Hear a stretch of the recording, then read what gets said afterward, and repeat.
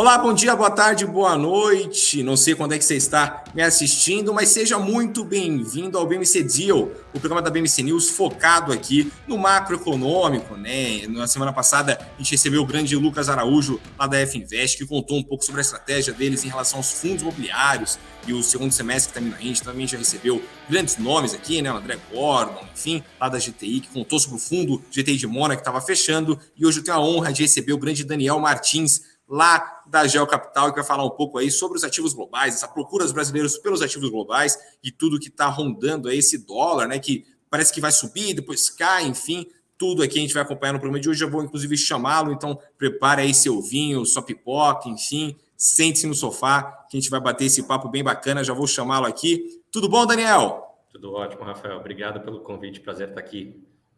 Perfeito, Daniel. Bom, queria primeiro, né, comentar um pouco sobre a Geo Capital, né? Como é que está sendo a estratégia de vocês aí visando esse segundo semestre, né? A gente está tendo uma incerteza nacional por vários fatores, né? Sejam eles políticos ou de saúde, ou até mesmo crise de energia, e também aí mundial, né? Uma incerteza também por conta da variante Delta, enfim, que parece que está avançando nos Estados Unidos para quem não se vacinou. Como é que a Geo Capital está vendo esse segundo semestre aí para o investidor, e caso você possa dar um resumo aí para quem ainda não conhece também como é que funciona aí a tática de vocês, a estratégia de vocês, eu também agradeço muito, Daniel. Claro, com o maior prazer. Bom, Rafael, como a gente já participou, né, algumas vezes aí de programas da BMC também, a gente tem um maior respeito e maior carinho pela casa, fica sempre honrado quando a gente recebe o convite de vocês. Mas em benefício aqui de quem está assistindo alguém da GEL falar pela primeira vez, acho que vale lembrar que a GEL é uma gestora de fundos brasileira, independente, que tem esse foco exclusivo em investimentos em fundos que aplicam em ações no exterior, né? Então, o nosso propósito, desde a nossa fundação, lá em 2013, na verdade está fazendo 8 anos agora em agosto de 21, então a gente já tem 8 anos de existência.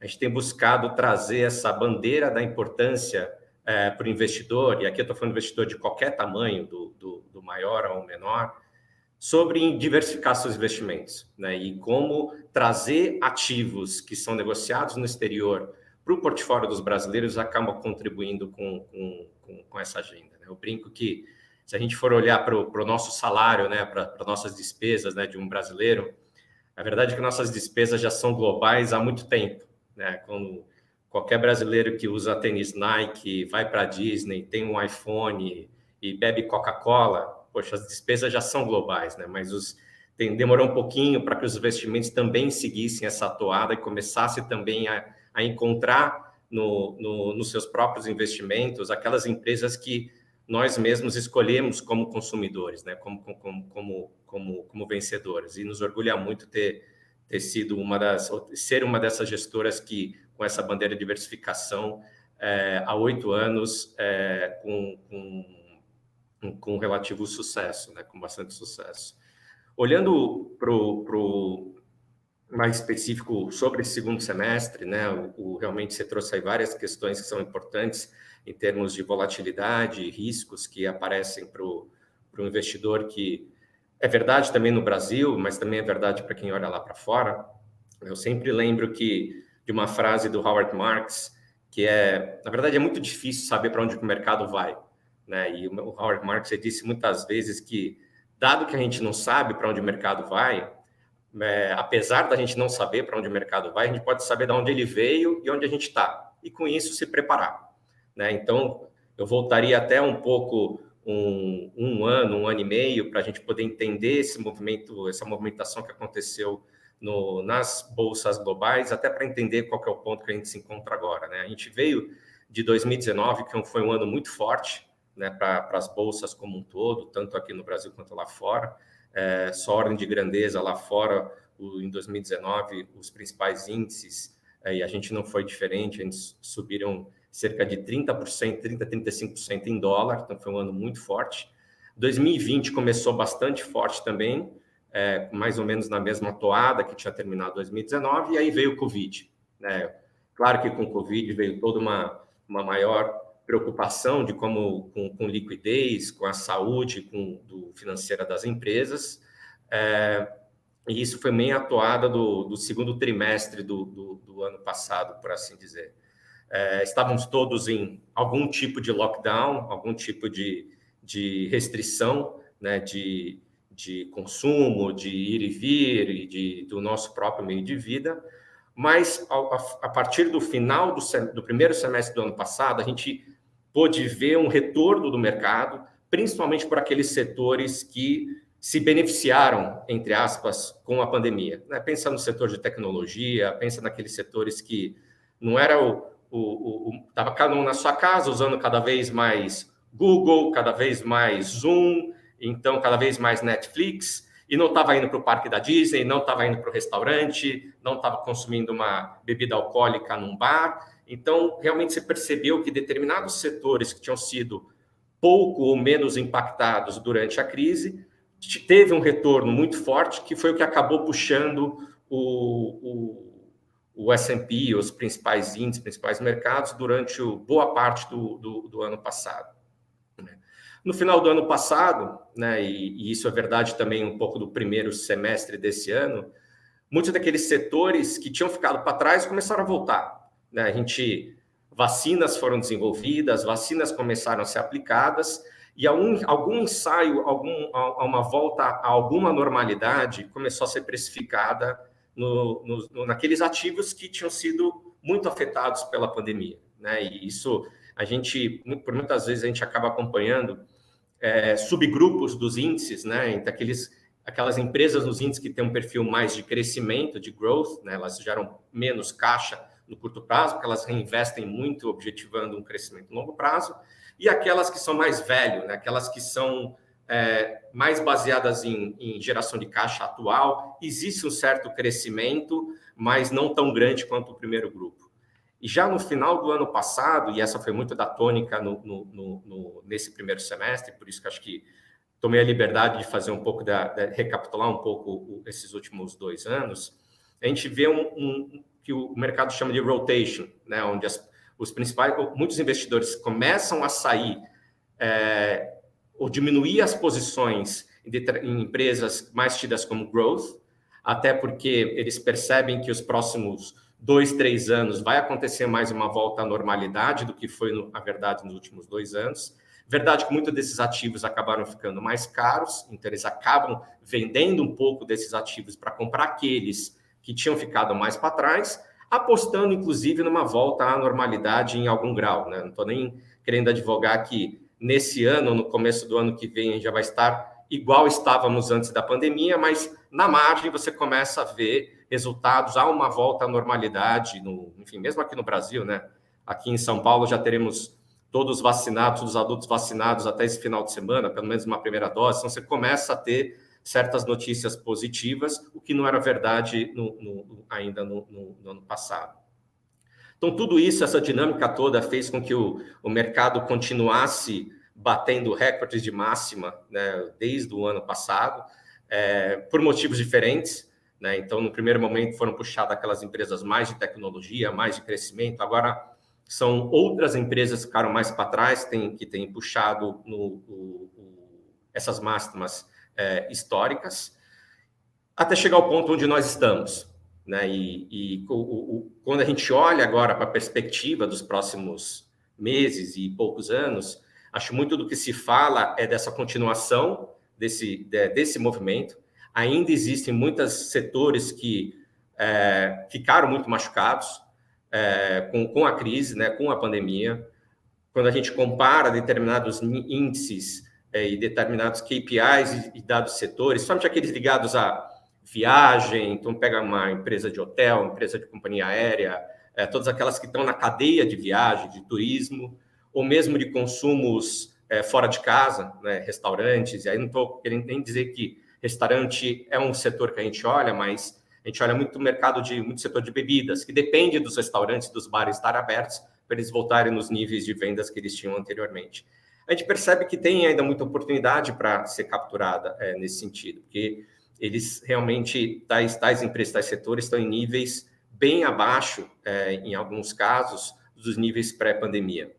Então, esse acho que é um tema que tem ficado muito em voga, que tem se debatido muito no mercado. Acho que um outro que vale a pena também mencionar, que é um tema que já tinha ficado mais em vigor, ano passado tinha diminuído e agora está voltando com mais força, é um medo de um nível inflacionário maior no mundo, né? Principalmente quando a gente olha para os mercados envolvidos.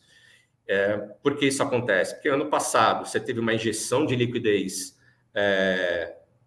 muito grande nas economias globais, com medo de que a falta de liquidez travasse o mercado de capitais e a economia real.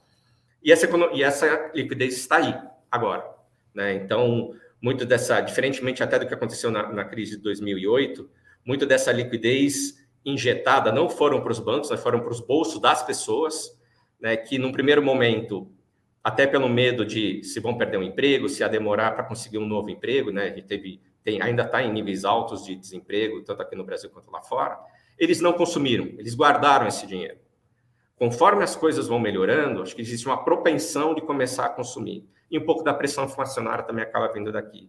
Então, muito do que se discute, né, olhando para agora para o resto de 2021 e entrando em 2022, de que forma essa maior pressão inflacionária vai acabar influenciando nos preços dos ativos, no primeiro momento, e de que forma isso vai fazer com que, isso vai fazer com que os bancos centrais do mundo, que tiveram uma agenda de colocar liquidez no sistema, começar a tirar pouco a pouco essa liquidez, né, através de aumento de juros e por aí vai.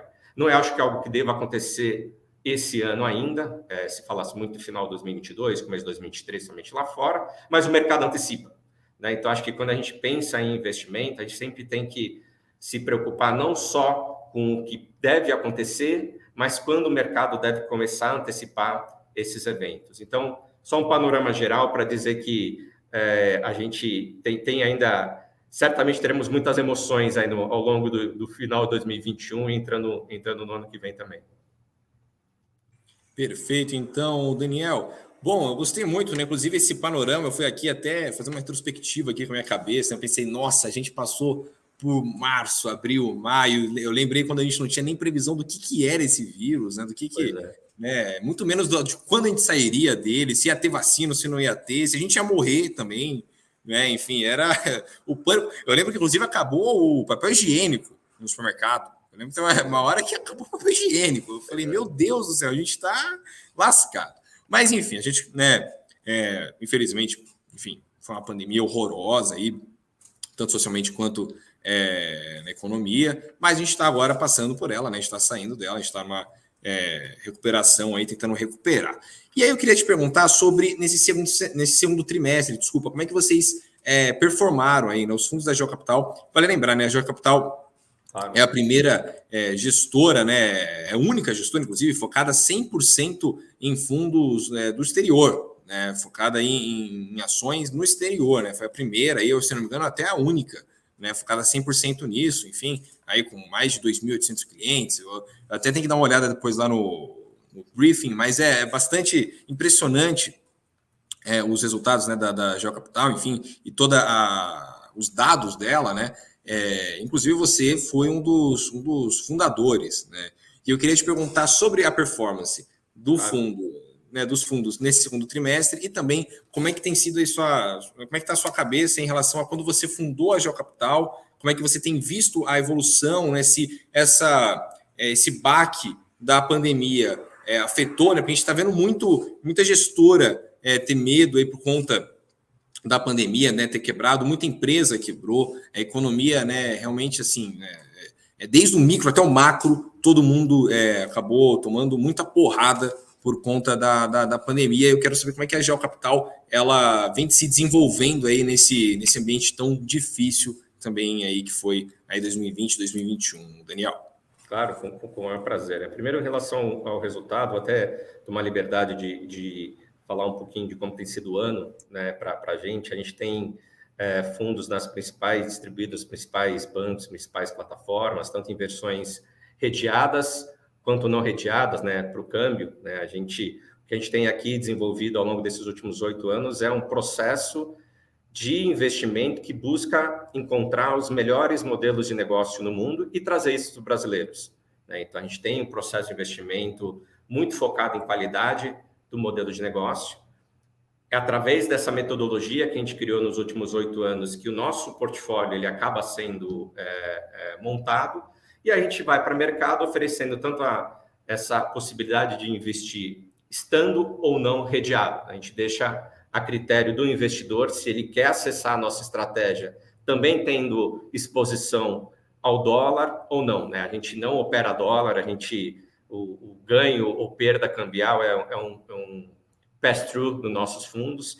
Então, realmente, o que a gente acaba focando é na parte de alocação das empresas e por aí vai, né? E quando a gente olha o primeiro semestre fechado, né, em 30 de junho, a gente viu que teve um retorno bastante interessante, né, quando a gente olha para o que a gente conseguiu oferecer para os nossos investidores, né? Nossos fundos renderam cerca de 14% no primeiro semestre, quando medido em dólares, né? Então, nesse período, nesse primeiro semestre, quem estava nos fundos da GEL conseguiu ter um retorno aí perto de 15% em dólares nos nossos fundos. E o que se traduziu, que acho que isso é uma coisa mais impressionante, né, o que nos orgulha bastante, quando a gente olha os últimos 12 meses, né, terminados no primeiro semestre desse ano, de um retorno da ordem de 50% em dólares. Então, você percebe que quando você tem um processo que pensando no longo prazo, quando você tem um processo que ele tem, com muita humildade eu falo isso, ele está sendo, obviamente, sempre melhorado, mas que já tem demonstrado que mesmo no período de crise, como essa última aconteceu, acaba trazendo um benefício muito grande para aqueles investidores que querem trazer essa classe de ativo para o seu portfólio. E nesse a gente tem vindo, né, para a segunda parte da sua pergunta, né, quando a gente montou a GEL lá em 2013, era um mundo completamente diferente do que a gente encontra agora, né? Não era muito óbvio, né, para muitos brasileiros pensar em investir fora, né? Então, e a gente não tem nenhum julgamento de valor aqui. No primeiro momento, nem tinham fundos disponíveis para os brasileiros poderem investir aqui do Brasil em FIAs, em fundos que investiam 100% do seu patrimônio em ações globais. Obviamente, aquelas investidores que são muito grandes, muito sofisticados, já tinham estruturas offshore, eles já conheciam essa classe de ativo, mas para brasileiros domiciliados aqui, já existia um grande escrutínio. Existia também algo chamado Selic a 14% ao ano, que fazia com que muitos investidores não buscassem esse tipo de investimento para os próprios rendimentos. E é totalmente compreensível, né? Quando você tinha uma taxa de juro real, né, embutida nesses 14%, 15% ao ano, né, de juro nominal, tão grande quanto se tinha, acho que tem pouca propensão a correr mais risco. E o que a gente percebeu, isso ao longo dos últimos 8 anos, de forma mais gradativa, mas obviamente se acelerou muito nos últimos 2 anos, né? Vou até trazer alguns números para ajudar a tangibilizar essa questão, foi uma acelerada. Então, a gente vem observando uma busca maior dos brasileiros por essa classe de ativo, e por diferentes motivos, a gente percebe que os últimos 18 ou 24 meses, essa busca, né, se acelerou, né? O que faz pensar quais foram os motivos para essa crescente busca que a gente observou. Eu elencaria aqui pelo menos 3, não com a presunção de ser exaustivo, mas 3 que certamente têm contribuído nesse sentido. Acho que o primeiro é o patamar de juros mais baixo, né? Agora, até estamos vendo um pouco de retomada de juros, mas muito diferente dos 14%, 15%, ou o famoso 1% ao mês, que se falava no Brasil há não muito tempo atrás. A gente está em patamares de juros muito mais baixos, estávamos até mais baixo ainda no começo do ano. Obviamente, quando isso é verdade, foi verdade no ano passado, isso faz com que os investidores tenham mais propensão a buscar novos tipos de retorno, né? Diversificar não só o seu risco, porque tem esse benefício quando você coloca um ativo global para sua carteira, porque ele é menos correlacionado, né, com os ativos que você já tem, mas também está diversificando o seu tipo de retorno, né? Você está buscando outros tipos de modelos de negócio que você não tem disponível aqui no Brasil, né? Que é o meu segundo ponto que eu traria, né? Então, teve o primeiro que seria o patamar de juros mais baixo, o segundo uma busca maior por diversificação, não só de risco, mas de retorno. Obviamente que, por investir em outras geografias, você acaba saindo um pouco de risco Brasil e estando expostos a riscos geopolíticos diferentes.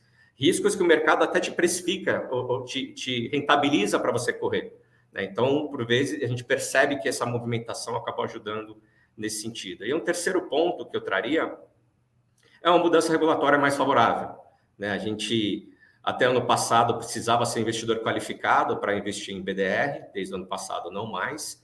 E existe uma consulta, né, em andamento com a CVM para flexibilizar a necessidade de ser investidor qualificado para investir em fundos que aplicam 100% no exterior. E mesmo que isso não tenha acontecido, até por causa da mudança de BDR que aconteceu no ano passado, a gente percebe um maior interesse dos brasileiros por discutir, por analisar, por entender essa classe de ativo, que já é bastante tradicional lá fora, mas ainda tem muito a crescer aqui no Brasil, né? E para mostrar o quanto, para dar um dado, né, mais tangível da força desse crescimento, a gente, ano passado, né, ao longo de 2020, a gente praticamente dobrou o nosso número de clientes, né?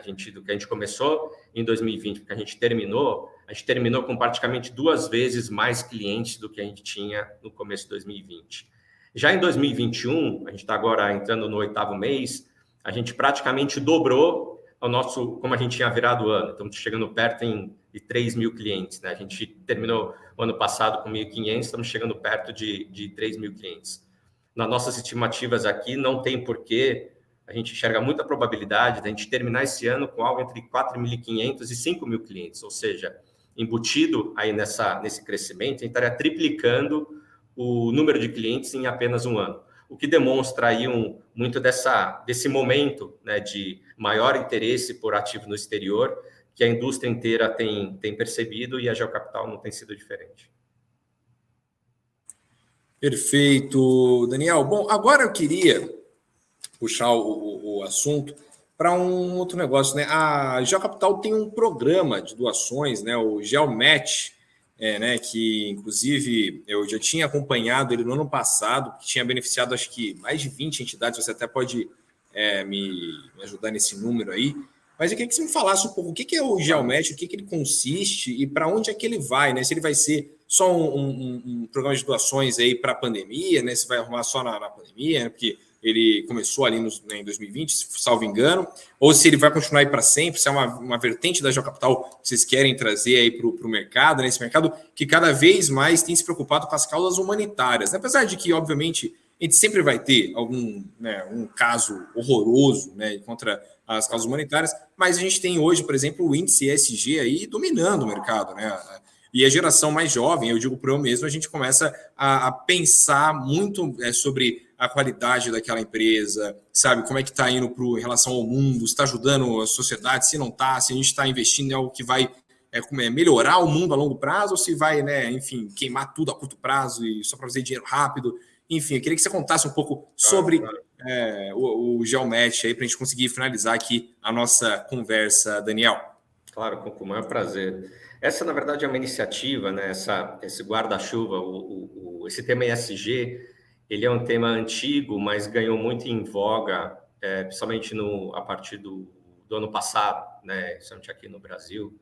Aqui na GEL é uma agenda que já tem alguns anos, né?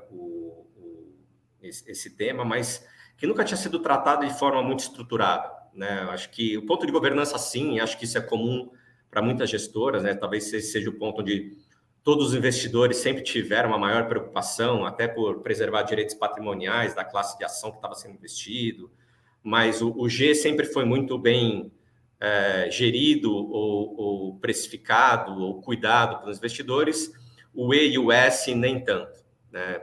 E aqui na GEL, a gente até teve no passado alguns estudos em questões específicas que nos preocupavam, somente em relação ao E e o S, tanto tem empresas que a gente analisa que estão na indústria têxtil, né? Então, fala-se muito das condições de trabalho na cadeia de valor da indústria têxtil, que muitas vezes terceiriza parte da produção para a Ásia, né? E até que forma as condições de trabalho da cadeia, né, de valor como um todo estão sendo bem respeitadas ou não.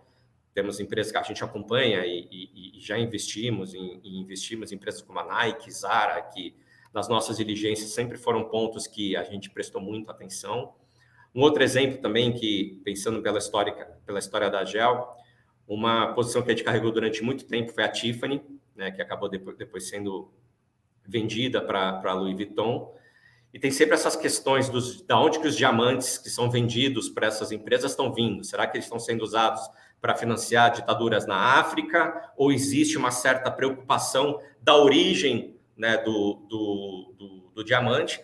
Então, a pessoa que está comprando o anel da Tiffany aqui no Shopping Iguatemi nem sabe, mas pode ser que esteja eventualmente ajudando a financiar uma ditadura, os chamados Black Diamonds, né? Não era o caso, mas só para mostrar aqui alguns casos pontuais onde esses temas sempre foram, né, desde a fundação da GEL, abordados nas nossas análises. Mas acho que de forma mais estruturada, isso começou a ganhar mais força, né, de uns 2 anos para cá. Né? Acho que foi um marco importante em meados de 2019, a gente ter se tornado signatário do PRI, né, o Principles for Responsible Investments, que acaba sendo um compromisso importante, né, da empresa vis-à-vis os nossos fundos, os nossos cotistas. A gente acabou criando um comitê de ESG que faz com que diversas iniciativas sobre o tema ganhem cadência dentro da empresa, e aí tem N iniciativas que, somente ao longo do ano passado, começaram a ser implementadas nesse sentido. Hoje a gente incorpora dados ESG na análise de todas as empresas do nosso universo de cobertura, principalmente à luz de certos temas que são mais caros para a gente, como mobilidade social, diversidade, impacto ambiental, enfim, tem N outras iniciativas. E uma delas que surgiu foi essa iniciativa de matching de doação, né? E a nossa visão é que a gente acha isso, não tem nenhum julgamento de valor, a gente vê com muito bons olhos, né, quando muitas empresas doam dinheiro.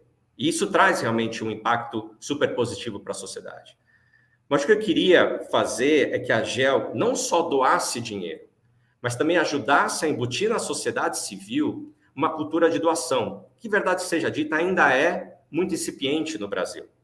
Então, com base, com essa lógica, muito mais do que separar um dinheiro da GEL para doar, o que a gente fez foi criou um programa onde a gente virou para todos os colaboradores da GEL e dizendo qualquer doação dentro de determinados critérios, a gente não quer entrar em partidos políticos e não tem o religioso, não é a questão aqui, mas dentro de determinados critérios, a GEL faria um match de doação 1 para 1. Então, para cada R$1 que você doar para uma instituição que for aprovada para a GEL dobra. Então, ela dá a possibilidade de cada funcionário poder ter o seu impacto dobrado com a GEL participando. Isso tem um benefício não só da GEL estar contribuindo, mas poder também ajudar, primeiramente com os colaboradores da GEL, mas por que não pensar que outras empresas acabam seguindo também esse modelo, esse expediente, o que faz com que a sociedade civil como um todo comece a se mobilizar. Muitas vezes a gente vê aqui dentro da GEL são pessoas que nunca tinham doado, até porque não sabiam como doar, não sabiam para onde doar. Então é muito bacana a gente perceber que a gente conseguiu angariar participação de literalmente 100% dos funcionários da GEL e que viram valor com esse projeto que a gente tem chamado de GEL mais GEL. Então a GEL funcionários doa e a GEL empresa match e dobra esse impacto, né? A expectativa que a gente tem desse ecossistema, né, funcionários mais GEL, acabe movimentando cerca de R$1 milhão nos primeiros 2 anos de implementação, né? Esse ecossistema todo, entre funcionários e empresa, nas nossas expectativas, pode chegar nesse ecossistema a movimentar esse montante, que com certeza, como empresários, como cidadãos, nos deixa muito orgulhoso, como brasileiros, deixa muito orgulhoso, e certamente tem muita gente precisando aí. E vem cá, só para a gente finalizar ainda sobre o GeoMatch, as entidades elas são focadas no quê? É para, por exemplo, animal, por exemplo, sei lá, eles vêm em ONG de animal, ou é uma questão, por exemplo, sei lá, de enfim, empresas que estão aí quebrando porque não tinha como ter um respiro na pandemia, aí vai lá e ajuda. Quais são as entidades aí? E se alguma entidade que estiver assistindo aqui, muita gente assiste a gente aí, às vezes, né, querendo, às vezes, poxa vida, tem uma entidade precisando muito que vai no caminho, para onde é que ela vai, para quem que ela liga, ela manda e-mail, como é que ela pode aí tentar entrar no programa aí de qualificação do Geomet, Daniel?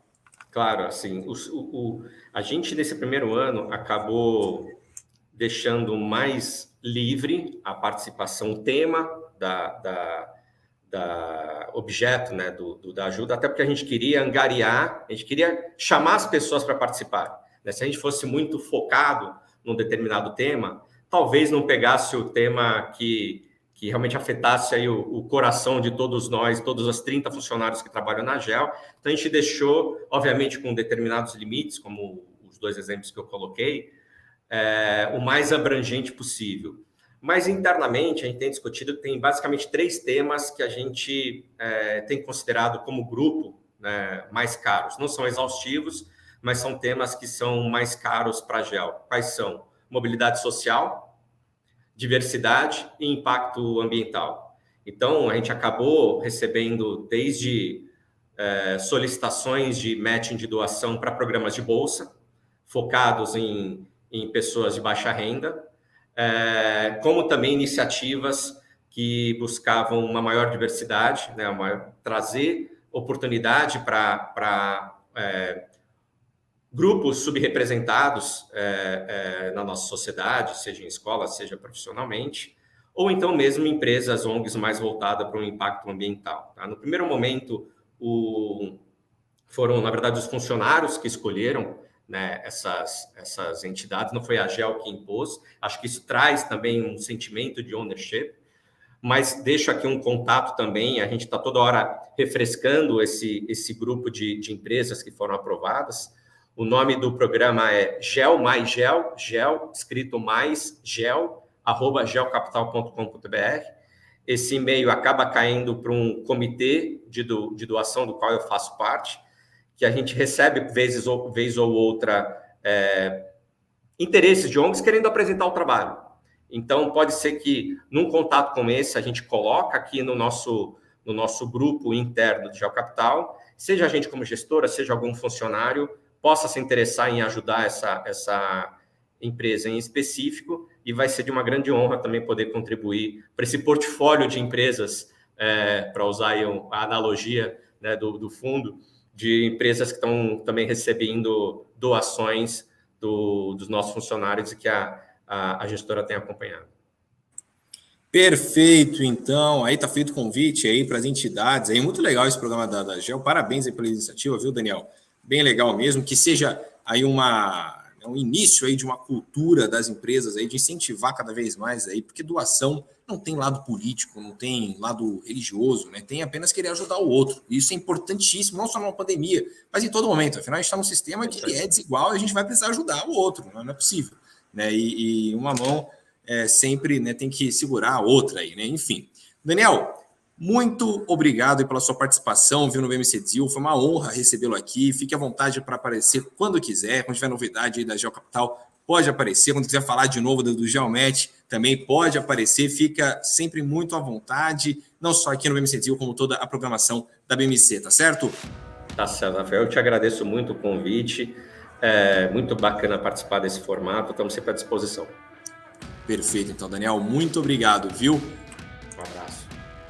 Perfeito. Bom, e a gente agora vai finalizando aqui o BMC Deal, né? Hoje com o grande Daniel Martins, aí contou bastante sobre a GEL Capital. Eu adorei o programa, espero que vocês tenham gostado também. Na semana que vem a gente se vê novamente aqui com mais papo aí de primeira aqui no BMC Deal. Meu nome é Rafael Lara e a gente se encontra numa próxima. Até mais. Tchau, tchau!